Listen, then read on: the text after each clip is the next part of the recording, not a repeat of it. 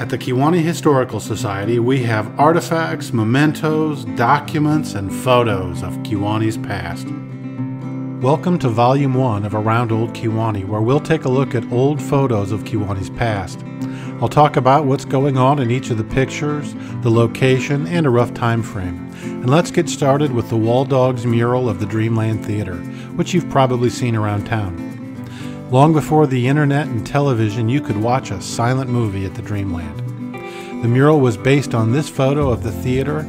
The people pictured in the mural were the theater owner and his employees. The Dreamland was located at 205 North Main Street, which is now a part of Goods. The Dreamland later moved to this location on the 100 block of West 3rd Street. The theater closed in 1920. The Peerless Theater opened in 1921 and was located on Chestnut Street just south of the hotel, and you can just see the hotel at the right-hand side of this picture. The hotel is now a part of the Henry County Housing Authority. Kewanee loves a parade. Today it's for Hog Days. 125 years ago, it was the circus coming to town. The location is Tremont Street between 2nd and 3rd Streets. Notice the unpaved street and the jumble of buggies parked on the street towards the left-hand side of the photo.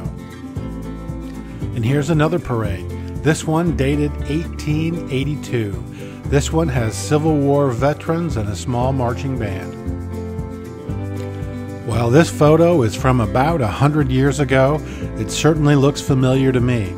It's a Kewanee carnival, and it's in exactly the same place as they are today. This is looking down Tremont Street from about where the pork chop tent is during Hog Days. A look at entertainment in Old Kewanee wouldn't be complete without some photos of the annual Great Kewanee Fair. It ran from 1884 to 1926, and this is a great picture looking down the midway. This is an aerial photo that gives you an idea where the fair was, near Kewanee High School. Kewanee entertainment options also included professional baseball. You could watch Kewanee's minor league team, the Boilers, out at Terminal Park. And that was at the end of the line for the Kewanee streetcar system and was located about where Lake Street leaves town. In old-time Kewanee, you could stop by the Kearney Bowl for a few games. It was located at 102 West 3rd Street, which is roughly on the left side of this current-day building.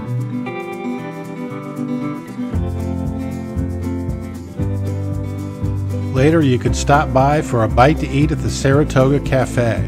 What I love about this picture are the spats on the guy on the right. If you wanted something a little less formal, you could stop by the Kresge's lunch counter. After dinner, it was time for a drink, and you could stop by the Alcazar. It was located on the northeast corner of Tremont and 3rd Street, and today, it's an empty parking lot.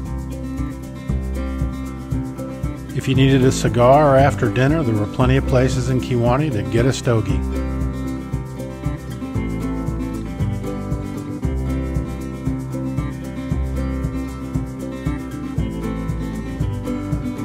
Here's a great photo of the fire department showing off their new trucks. But before that, they used horsepower.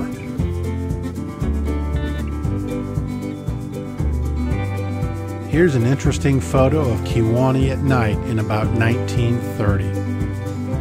And here's that same vantage point just after the fire on January 28, 1930. Kewanee suffered a much worse fire in 1942, and here are a couple of photos that show the devastation.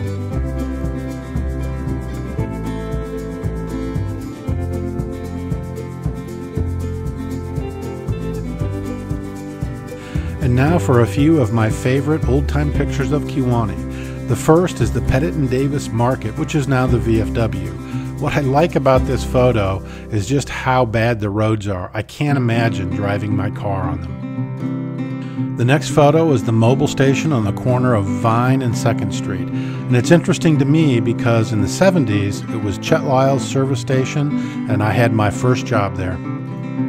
This is an early 20th century photo of Gunther's Pond. And if you look at the photo, about 2/3 from the left, you can just see a streetcar. It's going down Lake Street. So this is behind the houses on the north-hand side of Lake Street, not far from where I grew up as a kid. This is East Street in the foreground with Lake Street coming off of it on the right-hand side there.